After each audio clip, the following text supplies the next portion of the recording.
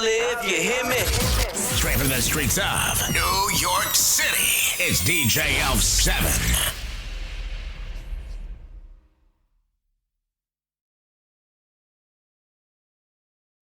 Hey, what's up? It's your boy DJ Elf 7. Yeah, you know the business. And I'm here today with a couple of guests, very special guests. Actually, I'm super excited. Oh my God, I can't even tell you. One of my guests right here is actually, you recognize him from my actual AOC's office, Force the Vote. Yeah, the first, filmed, person at AOC's office that was us for Force the Vote. Go ahead, I'll let y'all introduce yourselves. Go ahead. Okay, my name is Louis. I'm a member of Fight for NYCHA. We're fighting to save public housing from privatization by Mayor de Blasio. Okay. Hi, my name is Melanie Ochoa, and I am the president of 344 East 28th Street, a current NYCHA building that just went private with RAD Pact, and a member of Fight for NYCHA. So the thing is that, as you may know, those who are watching, I'm interviewing every single person who's running for New York City elected position. A lot of them are running, okay? But some, running from the interview because they're scared. But some of them are actually attending to the issues, and NYCHA is a huge part of New York City politics. In fact, there's maybe even one of the main. It's definitely really high up there, right? And also they take it for NYPD, things like that. But so NYCHA, what are you guys working on right now? Right now, we're trying to bring attention to the fact that Mayor de Blasio is trying to end all of NYCHA's responsibilities to public housing residents, and in order to bring attention, we planned a protest march on a Sunday afternoon at 12 noon, and I was at Melanie's building today, and we were painting up on some of our protest banners, and Melanie can talk a little bit about that now too. Yes, so I'd like to just say the protest will happen right outside our development, First Avenue at 344 East 28th Street this Sunday, March 21st. And we have a nice protest banner, a nice surprise for, Louis, can I say? Yes, of course. We have a nice surprise for Mr. Andrew Yang there, because we are extremely concerned as he wants to do away with all Section 9, with all vouchers. And that's very disconcerting. And we also held a mayoral forum, and only 3 candidates showed up. The majority of them just ignored us, and they just wanted to know who was coming, what was our agenda, and we were blown off by them, by the way. That's a real problem. They only want to talk to celebrities and pundits and not address the real issues. But trust me, NYCHA is a very powerful group. There's a lot of people who are ready to go in and put in work, such as Mel, such as Louis, and honestly yourself. I can't wait to help you guys out. Now let's talk a little bit about, besides this action that's coming up right here, this RAD thing. Some people know about it, some people don't, right? Yeah? What is RAD? It's rental assistance demonstration. I'll let Louis give a little bit more of the background on that. He can explain it better, and I can explain exactly what they're saying versus exactly what they're doing. Yeah. Okay, yes, RAD is a program enacted by HUD under the Obama administration. And it was their neoliberal answer to the decades of divestment in public housing. And the plan was that private landlords would come in and become the managers of public housing apartment buildings. They would collect the rent, and out of the rent, they would use some of that money and money that came from HUD under Section 8 to pay for repairs. And these are the repairs that we always hear about in the news that NYCHA needs, like new boiler systems for heat, or new elevators, or to deal with mold, the removal of lead paint, and fixing up apartments that have never been fixed for decades, basically.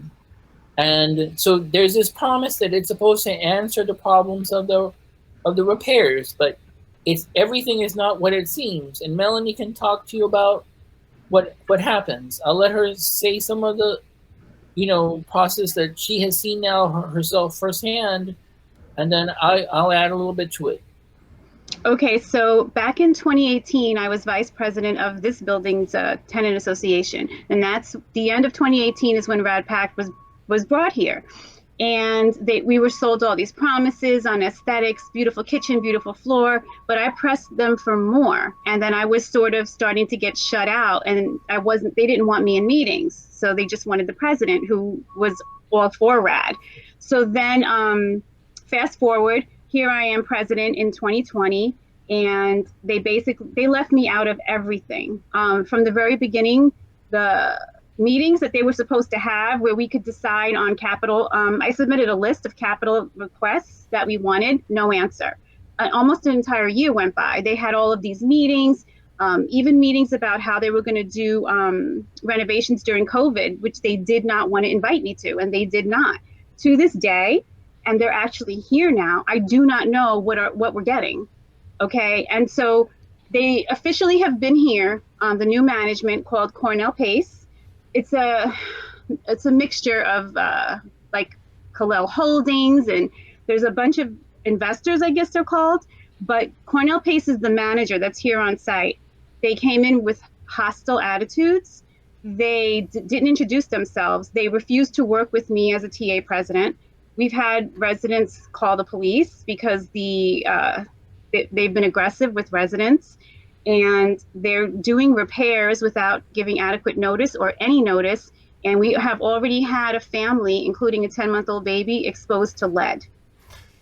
That's crazy. Yo, that lead, just so you know, those effects are permanent. There's no cure for that. Yeah.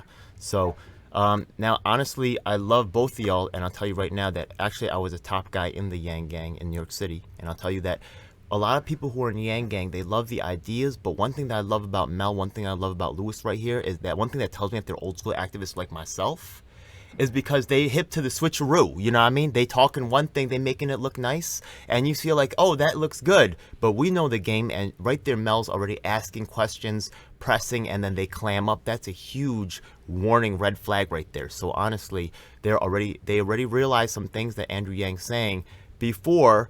Right, I do believe that he had the, there are some defensible things about UBI, you know what I mean, and there are some unfair ways of tax, but this, unfortunately, is not one of them. This needs real looking at. The way things are here in New York City are not the way things are other places, you know what I mean? There's historical things, there's certain market things going on here, there's certain pressures going on from real estate developers, and right there, actually, one thing that you said that was really amazing was Cornell Pace. Right there, I like that a lot, because who's the number one landholder in New York City? It's NYU. These educational institutions that are taking all the money from our children, that are robbing us, right, with these loans, saddling a new generation with debt. What are they doing with that money? They're buying all the real estate. It's the corruption is tied together in this horrible way, you know what I mean, that affects New York City politics and is really the New York State developer money. That's really the core gut corrupter level of New York City politics at its deepest core roots. So much respect for the work you do. Yeah. Now, what actually I'm hoping to have, and one thing that was actually I thought where RAD could be cool for a second, right, was let's take a look at the people who live in these projects, right? Yeah. Why don't we give them, we want to talk about private money. What about making them private owners, right? Yeah. Give them ownership. Give them a shot, right? You want to talk about private, but no, right? Cornell Pace, why are my tax dollars going to fund Cornell Pace further when they already tax free because they're an educational institution making millions of dollars, hooking up their executives with ridiculous pay? You know what I mean? It's just ridiculous. Instead, right? Yeah, that talk got killed real quick. I bet you people like Mel was on top of that, asking questions like that. They're like, no, we don't want to have that discussion. We got Cornell Pace over here ready to give us millions. Shut up. You know what I mean? What? Yeah, no. You know what I mean? So actually, I'm trying to get a panel discussion. Corey Johnson, I'm calling you out. You know what I mean? Other people who are, activists in this field. Affordable housing. Let's talk about, right? You talked about Section 9, Section 8, right? Yeah? What happens when things become affordable? Go ahead. Why don't you tell us? And first, I just want to just explain that there's a difference between affordable housing and low-income housing. People like us that live in low-income housing cannot afford affordable housing. They do credit checks, and like a studio is like $2,000. Yo, right? So, yeah. Louis, if you could please, yeah. That's their idea of affordable housing, a $2,000 studio. Right, and the issue goes to affordability. Remember, public housing was created because the government acknowledged at the last financial crisis that brought the country to its knees, which was the Great Depression, they acknowledged at that time, the government admitted that the private sector would never create quality housing for people with low incomes. The free market system would never create low cost housing for people earning low incomes. So the government stepped in, and now we're pretending, now the government is deciding, they're pretending really, because it's not the truth, that the private sector can do this for us. That's not true. Also, as you kind of intimidated, I'm sorry, that you kind of touched on rather, was the idea that nonprofits can do this. That's not true either, because they're taking public assets that belong to all of us, and they are now taking the rent money that comes from the residents, and it's going into the private sector. Even if it's a nonprofit that's operating all of this, that money's not staying in the public sector. And I could see arguments for both ways, though. People really, on of security. Yeah.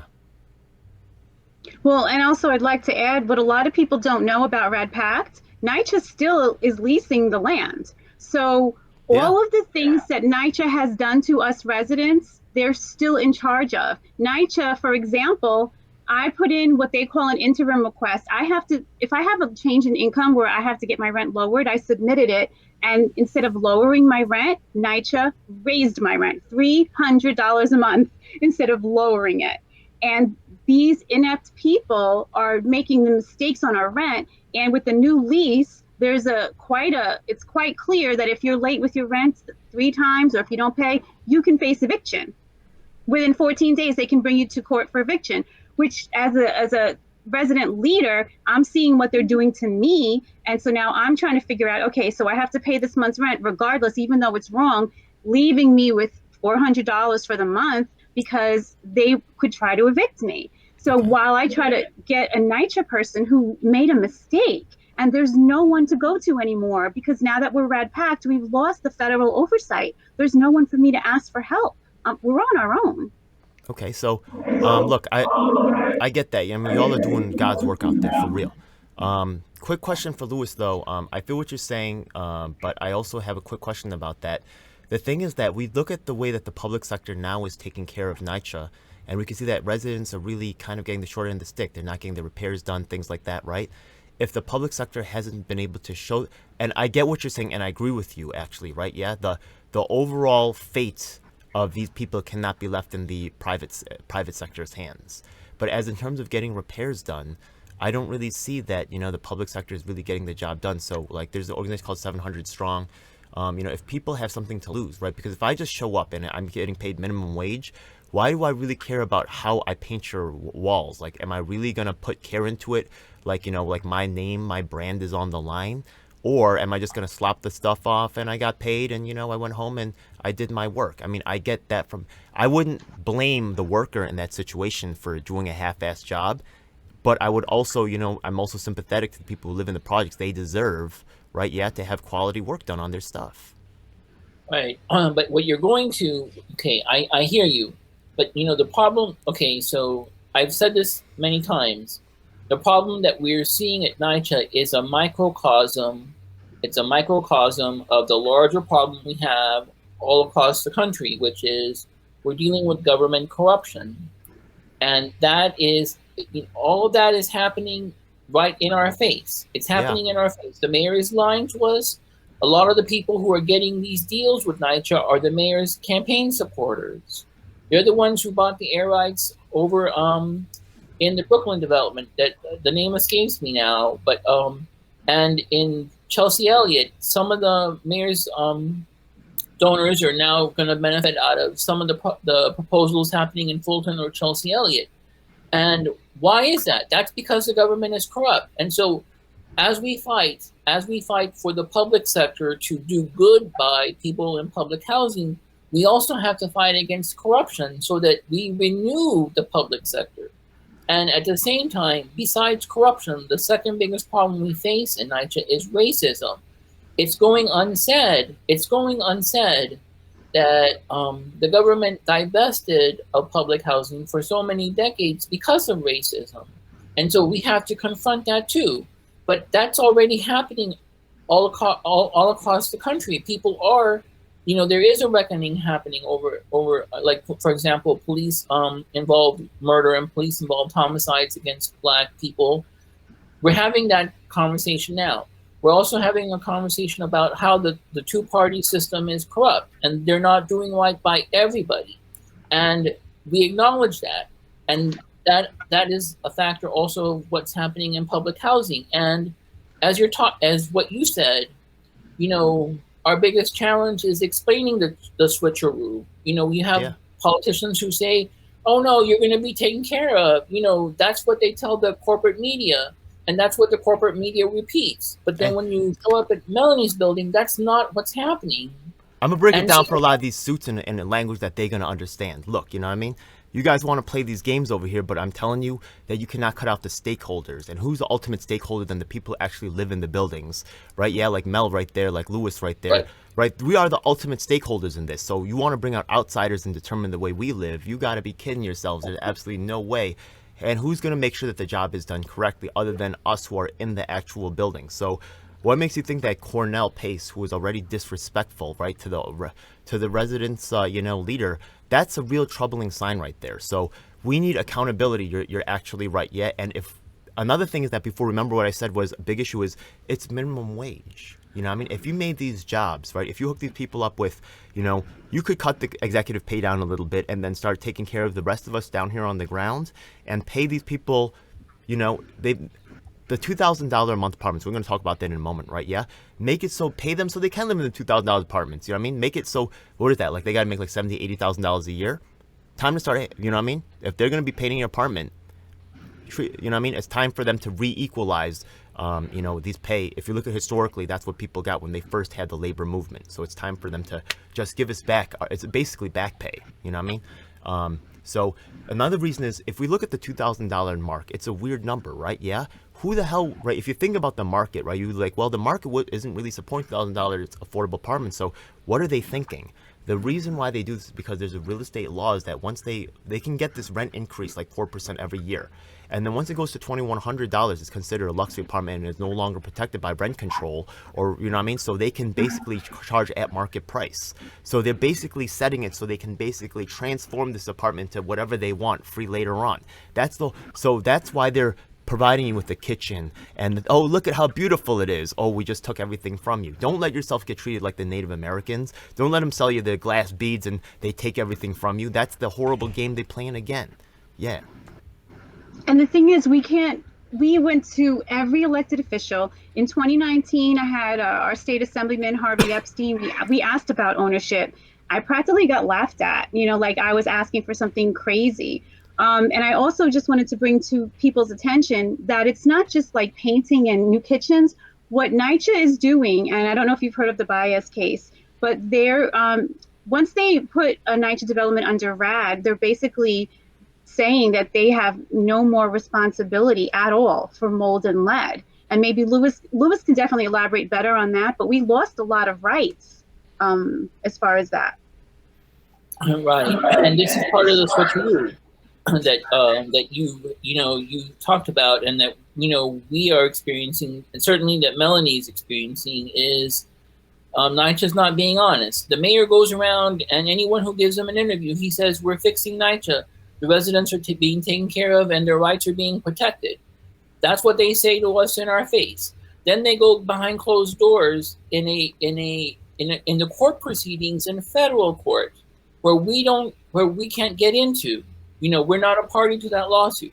Behind closed doors, NYCHA is going in there and saying, once the development goes under RAD and PAC, we have no more obligations to those residents. And that's exactly what's being said in paperwork. And we're waiting on a federal judge to tell us he's going to write an opinion on whether he's going to allow this. And that's not being discussed anywhere outside of what Melanie and I are doing, because we're trying to bring attention to this fact. And no one seems to pay any attention because it's not very sexy. We're talking about, dry courtroom proceedings, but this is what NYCHA is actually doing. And they're this close. They are this close from ending all public housing as we know it. You know why? I'll tell you why that's the case, right? Yeah, because it's not because we're not sexy, because everybody on this call is super sexy. But let me tell you what's going on, yeah? The thing is that the people who stand to make millions of dollars, right, are getting in the way. They're stifling the message, and they're paying people to look the other way. Honestly, but the thing that's sick is, I don't know if you saw, I did a recent video with Theo Chino. We actually made all the voter lists public, you know what I mean? We've released all the voter data. So the thing is that the whole hood, right, yeah, we can make that data available to the president of the Residents Association, Mel, right here, and she could email every single one of these people, or she could find a way to contact every single one of these people that votes and possibly change the course of an election. So y'all politicians out there are screwing up real bad, because honestly, that letter is about to go out, and I'm about to put in some money to help that message go out. Let's try to stop this. 2021, the whole council's about to flip, and there's a project in every district. So don't mess with us. That's what I'm saying. Absolutely. That's 600,000 votes in NYCHA alone, plus more. That's what I like. Yeah. Right. And so, the challenge before us is to mobilize people. First of all, like you said, we have to educate people on what is the truth, because the media is misleading people. And so our first job is to have to actually educate people on the truth. What is the truth? And then secondly, we have to tell them, we have to lay out a vision for how do we win. And Melanie can talk about this some more, but we've been at this, Melanie has been at this for like over 2 years on her own. I was at this for about 2 years before we met, and now we're working together. But even before we met, we were having the same problem, which is we couldn't find people to work with us because we're going up against the mayor. We're going up against Gail Brewer. We're going up against Senator Brad Hoylman. And so when you're going up against these people, all the community groups, they disappear. They turn their back on you. Or instead of attacking the mayor for doing this, what they'll do is they'll say, oh, we need to go to housing court. If you need to get your repairs, let's go to housing court. That's not the answer, because the mayor is this close from privatizing all of NYCHA. He's this close from ending all of Section 9 housing. Yes, housing court is important, but that's not how we're going to win to save all of NYCHA. There's up to 600,000 people living here. How are we going to keep them in their homes when the private sector won't provide housing for them? And that's one thing that people aren't realizing. Like, I am the only TA president that has outwardly spoken out against RAD Pact, and I am being retaliated against in small ways, but it is a fact. I do live here. And the thing is, our fight is not just for our building, right? It's for every single borough, every single NYCHA development. So we all have to find some way to unify, but there are also forces that be within NYCHA. I'll call out Danny Barber. He's the head of the Council of Presidents. He's supposed to represent all the presidents, nowhere to be found. And I had sent him an email, let's unite all the presidents so we can fight NYCHA together. It's the last thing that they want. And I'll tell you, I get calls from other developments in other boroughs. I got a phone call from a development in Brooklyn. And the way the people are living in that NYCHA development in Brooklyn, it made me cry, because they're suffering, and that's what people are missing. People are saying, oh, this NYCHA's a done deal. It's not a done deal, and they're not realizing people are suffering every day right now. Yeah. People without hot water, people without heat every single day, and they're under RAD. We're under privatization. We have 3 elevators. For some reason now all of a sudden we have one that works. Unfortunately, a system that's meant to supposedly help us has been weaponized against us and turned into a tool of oppression. It's horrible. Yeah, affordable housing. Unfortunately, it's a way. Affordable housing, a lot of times, like in the poor neighborhoods, what they'll do is, right, they'll tell people from the prison system, we need to fill those houses, so go there. But they, right, in affordable housing in the rich neighborhoods, you notice that people from the prisons just somehow don't end up in those houses. They use it for another method of discrimination, right? They're picking and choosing who's going into these slots. It's definitely not, 100% legit, you know what I mean? Even though they make it seem that way. So right now, I want y'all to share because I checked out your information, Mel. I see you real fighter, right? People can follow you on Twitter. How can people follow you? Yes, it's AUCELLO Melanie on Twitter, and our Facebook is 344 East 28th Street. Okay. What about Lewis? You want to share your information? Yes. You can follow us on Twitter on Fight for NYCHA. We're also on Facebook as Fight for NYCHA, and our website is fightfornycha.org. Okay, I'm gonna post actually one thing that I think that y'all done is y'all went to actually AOC's meetings and stuff and like put stuff up. Y'all are real fighters in this. So actually I'm gonna help y'all with that, right? I'm actually organizing a panel discussion amongst people who are running for city council. By the way, I'm talking to everybody who's running for city council, asking them a certain set of questions. What can I do? I really love your organization. What can I do? What could I ask every person in who's running for city council to help your organization? What's their position on RAD right now, or what can I do? Okay, right now we're in a quandary. As I said, the mayor is this close from ending all of Section 9 housing. I didn't go into the differences between Section 8 and Section 9. The important thing is the mayor is lying to us. As I said, the mayor is lying to us. He said the only answer for NYCHA is RAD impact and now this other idea called blueprint. And of course, that's not true.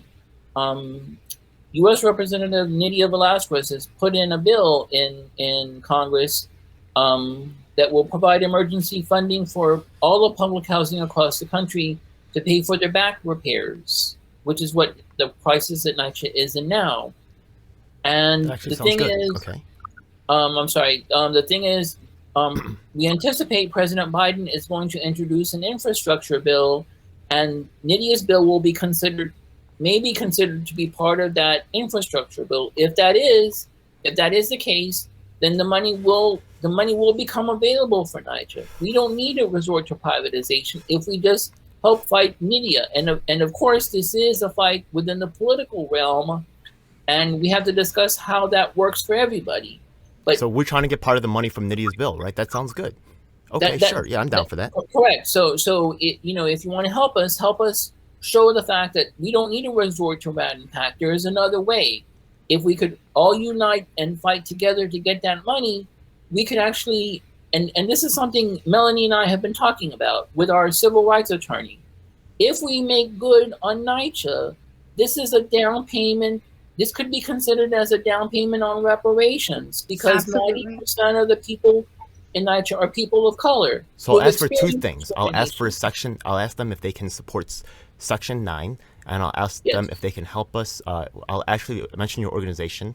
So I'll ask if they can help fight for NYCHA, pressure to get a portion of Nydia Velázquez's legislation, right, for public housing repairs, and to get that passed. So I'll also mention your organization, yeah, and I'll make sure that happens in every interview from now on. Yeah. Yes, and then we need to be talking about reparations. That's another thing. And making good by NYCHA is one way of going in that direction. And I'll let Melanie say anything else she wants to say. Yes, I definitely want to say, honestly, the nation's always talking about reparations and we support you and we want to help you. Here's your chance.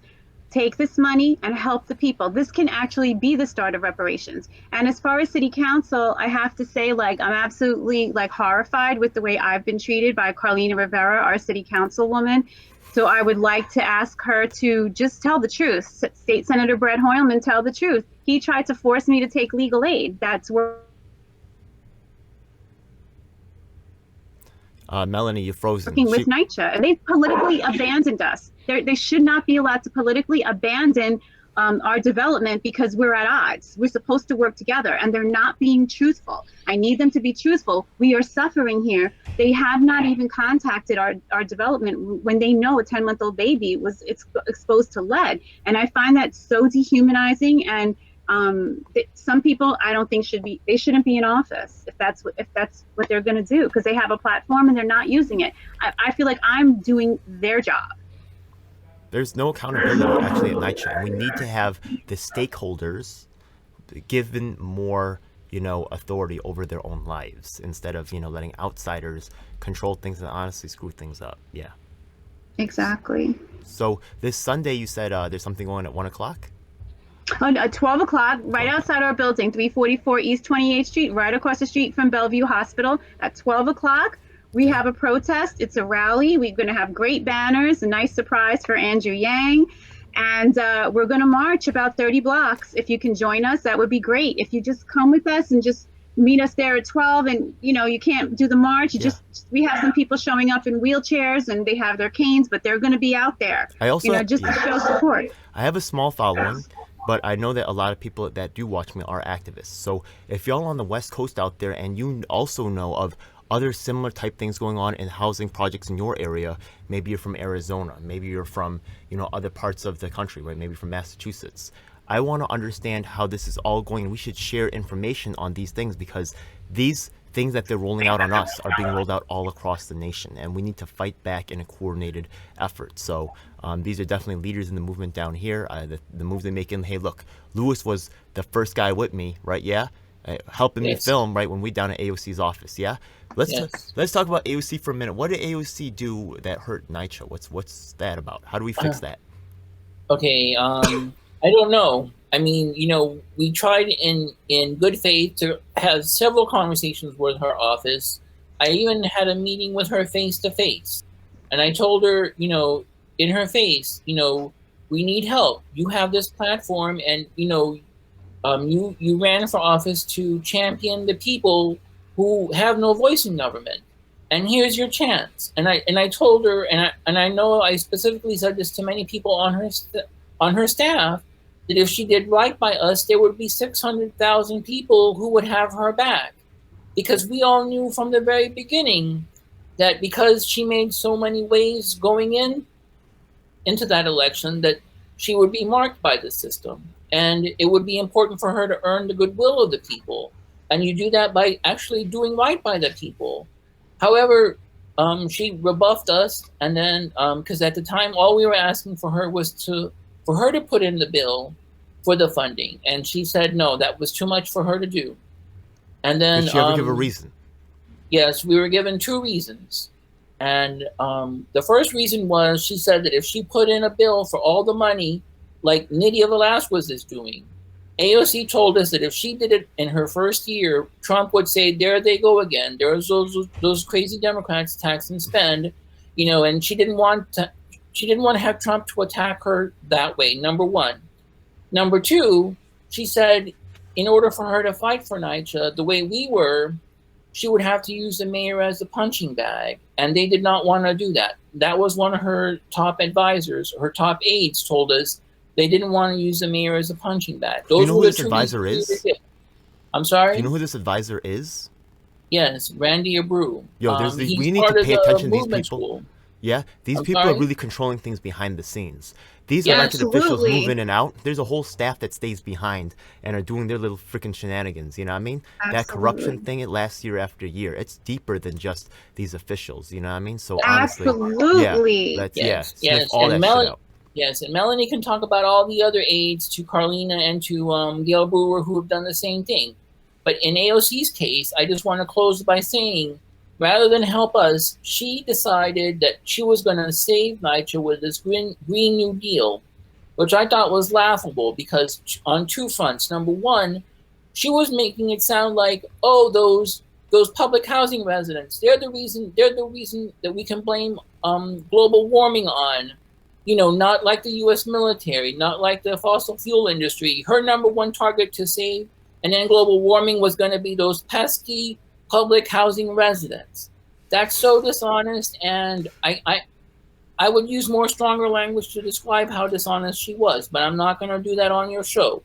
And secondly, she divided us because we were trying to organize against the mayor, and she made this an environmental issue that had nothing to do with the mayor, and she turned her back on the privatization that's now taking place. And so as we are trying to educate people on what is actually happening, she's taking people in a different direction, and she's ignoring the problems that people like Melanie are facing. And it's not just Melanie, let's be honest. We're hearing now from people in Brooklyn who are having to go through privatization, and it's not anything near what the mayor said they were going to get.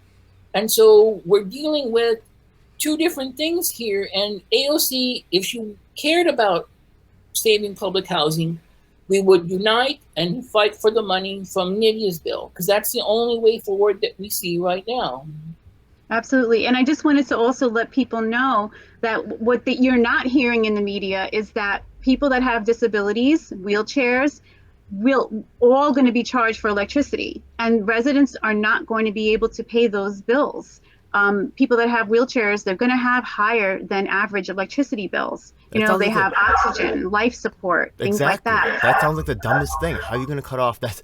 That's like one of the ones you want to keep running out of any of them, right? Why would they cut that Absolutely. off? What? And they don't know that when it was time for residents to sign leases, that I couldn't even get an attorney to review the lease with us. Senator Hoylman, Carlina Rivera were trying to push legal aid on us that lost our paperwork, so I didn't want to work with them anymore. And I finally got Legal Aid New York, and they turned on me and sided with NYCHA. And we're having conversations and calling me and telling me to tell the residents to sign the lease. Why do you think they did this? Sorry? Why do you think they did this? Oh, because I was told by Legal Aid New York that was supposed to be representing us to sign the lease. They said that if it would be my fault as a TA president that these residents would have they would be subject to eviction. That if they didn't sign the leases, that they would be put on a month-to-month, which would make them very easy for eviction. So it terrified me. And who did I have to turn to ask, what do we do? That's what they did to us. I get that. And there were also residents that are Asian and are Spanish. To this day, the lease was a draft lease and it was mailed in English only. I witnessed residents of Asian descent that couldn't even speak English signing a lease in English. And we don't even know what was signed because we were just given a draft. What's come back to them in the mail, our attorney had to request to please sign the residents a copy of the lease they signed that they don't understand. People don't know that. You know what? I actually, I actually took on a lawyer, you know what I mean? And I got everything that I asked for, you know what I mean? A lot of times these lawyers and stuff, they say all these things, but honestly, I just do a lot of the stuff myself. You know what I mean? You can file a lot of things on your own, and but we couldn't. Yeah. We couldn't. They wouldn't even give me a copy of the lease until the last minute, and I'm not an attorney. I couldn't. That's beyond my limitations. Yeah. There's these no grandfather laws and stuff too, but yeah, they will. These people, unfortunately, will lean real hard. There's a lot of money at stake. You guys don't understand, you know what I mean? They stand to make millions. So if you don't think they leaning on people, you know what I mean? You must be joking yourselves. You know what I mean? This is New York City. You know what I mean? For real. I agree. I agree. But, we're dealing with, like we said, we're dealing with a system that's corrupt, and we're also dealing with racism. Unfortunately, those problems also exist within the legal industry. They also exist within the courtroom system. Yeah. So everywhere we go, we're dealing with these same problems that no one wants to acknowledge. And, I had an experience where I got evicted, and the Legal Aid Society, the legal aid lawyer they gave me was a top lawyer within the Working Families Party. And what did he do? He rigged my case against me with my landlord in housing court. So it's, you put your faith in these people's hands, and then they do you wrong. And so the thing is, we learn these things because we're naive, and now we're organizing because we've been burned. And so now we're trying to educate people that you cannot trust the system. We also cannot trust the universities. You know what I mean? Cornell, Pace, they are players in this game. So all the professors, all the think tanks, they're not going to go on TV and say that this is wrong. They can't. That's their bosses. So That's unfortunately, correct. the fight has been left to us alone. Unfortunately, that nobody's carrying this case. The politicians know this. They're this obvious, right? Yeah, this obvious I reached politically. out to CUNY. Yeah. Sorry. I reached out to CUNY. I was a recent graduate of Hunter College, so I was like, all these things they've been teaching us, let me reach out, and they didn't respond. And I was naive because I really thought that they would, because how many CUNY students live in NYCHA public housing? So you're helping us with financial aid, but we won't be able to. I found it very hard. I actually have a video called Hunter College Corruption, where actually I identify several administrators went on a trip, right, to Camelback Resorts with a freaking indoor pool and a freaking water park and, ski resort on the students' money, and had the cell phone paid for, still working there to this day, right? I do believe that. Tania believe Wooten, that. yeah, that's her name, yeah. And also what's her name? There was another one. She's even worse, yeah. She's really good about not getting her picture up, but there's people at Hunter College. They also put in as one of the professors, who's that guy, General Petraeus, who is so it's a political right arresting, and they were endorsed by Obama. they're a political resting ground for people, for politicians that need jobs. So they get turned into honorary professors and stuff, and it's another corrupt system and a way to shovel money towards, you know, effed up projects. It's a huge money bag, and the amount of tuition for CUNY has gone up dramatically, more than doubled very recently, because it used to be free. They're just more and more and more, right, predating on us. Right, and so we somehow have to organize, and you know, like I keep saying, the challenge before us is to bring public housing residents together, and somehow we're you know, Melanie and I, we're in this fight together, and we keep going forward, but you know, we cannot ignore all the obstacles in front of us. So this work is not easy, and we've had people call Melanie and attack her. Why aren't you doing this? Why aren't you doing that? I've gone through the same thing too. We're doing the best we can, but you know, it's because the system doesn't want us to win. The political system doesn't want us to win. We can't get meetings. We get promised these things, and then they take it away from us. So, you know, so Sunday's protest at 12 o'clock is our effort to keep going forward in the face of so much adversity. Exactly. I have some press email lists I'm going to send to you guys, and I'm also going to send you the list of people that I work with for organizationally, yeah? Thank you. Thank you for that. Thank you. Thank you so much. All right, so hey, thanks again. Anything last message you guys want to share before I'm pretty much going to end it here? I think that was a great interview. Thank you so much. I will be following up at your interview on I will be following up that event. Yeah, I will be there. But any last message you guys want to get out there? I just appreciate you giving us a platform, because that's all we've ever wanted, just to educate people. And I don't understand, you know, why people come so hard at us, you know, and act like we're aggressive, we're troublemakers, when we're just speaking our truth. So we just appreciate that you gave us this chance. Thank you very much. It's very rare for us. Thank you. I'm with you. I understand what it is. The money is all pointing in one direction in this game right here, and unfortunately, it's not pointing in the right direction. So I'm with you in this fight. Yeah. So see you guys soon. We'll be following up on Sunday. See you guys then. All right. Peace. Thank you. All right. Thank you. Thank you. It's a dark day in our nation when high-level authorities will seek to use every method to silence dissent. The truth must be told. And if you want the truth, you need to check out independent media producers just like myself, DJ L7. You should subscribe and hit the bell icon to get notifications when I release a new video. The truth of these we words are on all is the beyond major doubt. platforms. That includes Facebook, Twitter, Instagram, and of course YouTube. Unfortunately, we have definitely seen that these mainstream outlets will cave to corporate interests, so we encourage you to join our independently moderated communities of Reddit and Discord. We also encourage you to subscribe to us on BitChute and Daily Motion so you can see the content that YouTube doesn't want us to let you see. Hey, now it's time for the most important part of the video. That's right. It's time for us to tell you about the Taking Action Group. Do you need an activist? Or maybe there's no activists around willing to help you with your cause and you need to learn to become an activist. That's exactly why we're here. Every week we get up with people from across the nation, in fact even sometimes internationally, and we develop strategies and a game plan to address the issues that are affecting all of us. Every week myself from New York City and of course my co-host Lisa from Los Angeles provide a coast-to-coast perspective on what's going on in the country. If you want to donate to help out with expenses, travel, equipment, you know, stuff like that, then I definitely appreciate it, and you could hit us off at Venmo or PayPal. Thanks a lot. Hey, by the way, we also have a merch store, so check it out. Oh my goodness, it seems like you've reached the end of the video, so make sure you check out some of our other videos. Make sure you subscribe. This is your last chance to do so thanks a lot. And looking forward to seeing you on the next one. Hope you guys enjoyed.